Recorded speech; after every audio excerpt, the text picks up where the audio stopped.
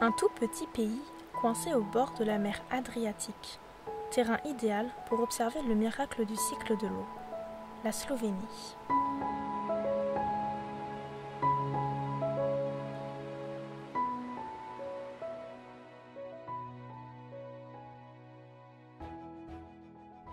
En Slovénie, dans l'est de l'Italie, s'il y a une chose qui ne manque pas, c'est l'eau. Elle tombe du ciel, coule sur les rochers, descend les rivières, mais circule aussi sous nos pieds. Tous ces événements sont le témoignage de ce que l'on appelle le cycle de l'eau. Pour raconter le cycle de l'eau, il faut commencer par l'océan. Les eaux de surface de l'océan s'évaporent continuellement, formant des nuages. Ces nuages sont alors poussés par les vents qui rencontrent le continent et le traversent. Parfois, ces nuages deviennent suffisamment lourds. Ils se déversent alors d'une partie de l'eau qui les compose, c'est la pluie. L'eau de la pluie n'a ensuite plus qu'à trouver un chemin parmi une infinité jusqu'à l'océan. Le cycle de l'eau est le même partout sur Terre. Si la Slovénie est si spéciale, c'est à cause du nombre de chemins que l'eau peut emprunter pour regagner la mer. Dans les rivières, mais aussi dans les profondeurs de la terre. Si l'eau rejoint une rivière, elle suivra alors le cours d'un fleuve tout tracé et regagnera l'océan. En Slovénie, il pleut beaucoup. Il y a donc beaucoup de rivières, mais aussi de lacs dans lesquels les oiseaux font halte. Certaines rivières de Slovénie sont de couleur bleu turquoise, ce qui est à la fois étrange et magnifique à regarder. La région est montagneuse et compte de multiples cascades et torrents. Ainsi, les eaux de pluie ne manquent pas de moyens de regagner la mer Adriatique à quelques kilomètres de là.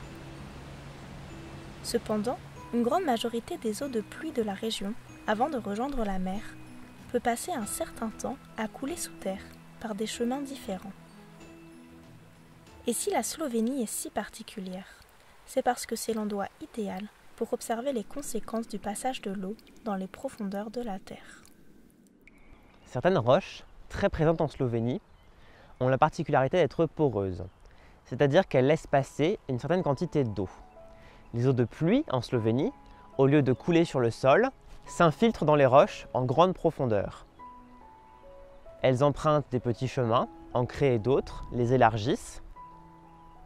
C'est un processus qui est lent, qui entraîne la création de formations géologiques extraordinaires.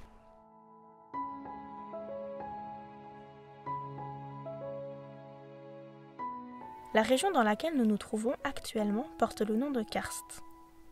Cette région a donné son nom aux formations si communes dans la région, les karsts, causées par le passage des eaux de pluie dans le sol.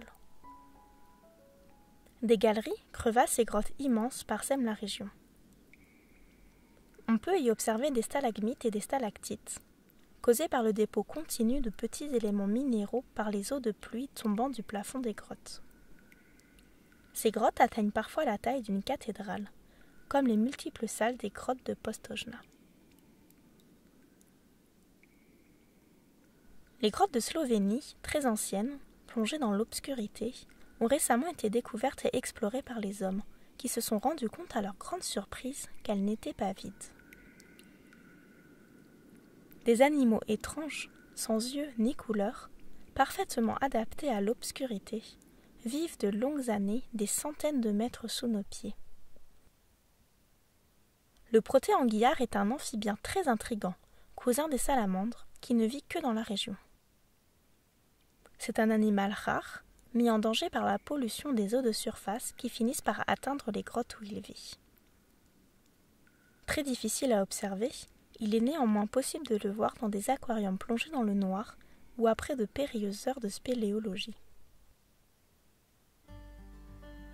La Slovénie, reconnue dans le monde entier pour ses grottes magnifiques, est un exemple grandiose des conséquences que l'eau, ressource essentielle à la vie sur notre planète bleue, a sur son environnement, au sein d'un cycle qui se répète depuis des milliards d'années.